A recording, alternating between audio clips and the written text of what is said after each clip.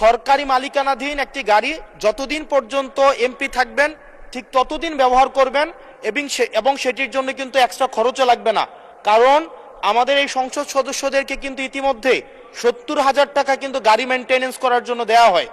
এখন গাড়ি মেনটেনেন্সের জন্য 70,000 টাকা করে দেওয়া হয়, কিন্তু আমাদের গাড়ি নেই।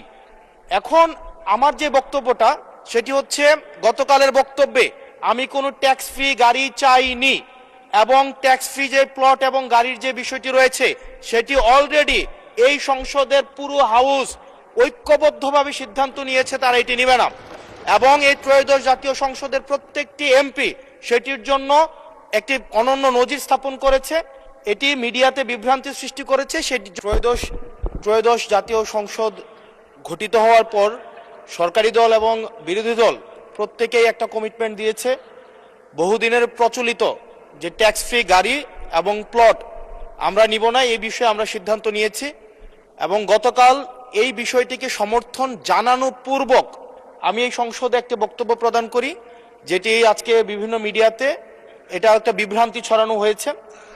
আমি আমার জায়গা থেকে যেই ট্যাক্স ফ্রি গাড়ি আমরা নিব না এবং প্লট এই সুবিধাটি যেটা আমরা নিব না, এই সিদ্ধান্ত সমর্থন পূর্বক আমি জানিয়েছি জেলা পরিষদের চেয়ারম্যান, উপজেলা পরিষদের চেয়ারম্যান, পৌর মেয়র, ডিসি, ইউনো, এসিল্যান্ড সহ অন্যান্য সরকারি অফিসার সরকারি কার্য পরিচালনা করার জন্য যেভাবে সরকারি একটি গাড়ি পেয়ে থাকে, ঠিক একই প্রক্রিয়ায় আমাদের যারা সংসদ সদস্য আছে তাদেরকে ঠিক একই প্রক্রিয়া একটি গাড়ি ব্যবহার করা দেয়া যায় কিনা সেটি আমি এই সংসদে আমি জানিয়েছিলাম। সরকারি মালিকানাধীন একটি গাড়ি যতদিন পর্যন্ত এমপি থাকবেন ঠিক ততদিন ব্যবহার করবেন এবং সেটির জন্য কিন্তু এক্সট্রা খরচও লাগবে না। কারণ আমাদের এই সংসদ সদস্যদেরকে কিন্তু ইতিমধ্যে 70,000 টাকা কিন্তু গাড়ি মেনটেনেন্স করার জন্য দেওয়া হয়।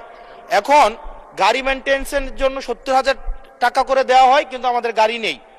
এখন আমার যে বক্তব্যটা সেটি হচ্ছে, গতকালের বক্তব্যে আমি কোনো ট্যাক্স ফ্রি গাড়ি চাইনি, এবং ট্যাক্স ফ্রি যে প্লট এবং গাড়ির যে বিষয়টি রয়েছে সেটি অলরেডি এই সংসদের পুরো হাউস ঐক্যবদ্ধভাবে সিদ্ধান্ত নিয়েছে তারা এটি নেবে না, এবং এই ত্রয়োদশ জাতীয় সংসদের প্রত্যেকটি এমপি সেটির জন্য একটি অনন্য নজির স্থাপন করেছে। এটি মিডিয়াতে বিভ্রান্তি সৃষ্টি করেছে, সেটির জন্য এখানে পুনরাবৃত্তি করেছি সকল এমপিদের পক্ষ থেকে যে আমরা ট্যাক্স ফ্রি গাড়ি বা প্লটের সুবিধা না, অন্যান্য যে সরকারি সুবিধা আছে সেটির মতো করে যতদিন এমপি থাকবে ঠিক ততদিন এমপি শেষ, তারপরে হচ্ছে গাড়িটি আবার সরকার ফিরিয়ে নিবে। সেটির জন্য হচ্ছে আজকে এখানে দাঁড়ানো। মাননীয় স্পিকার, ধন্যবাদ।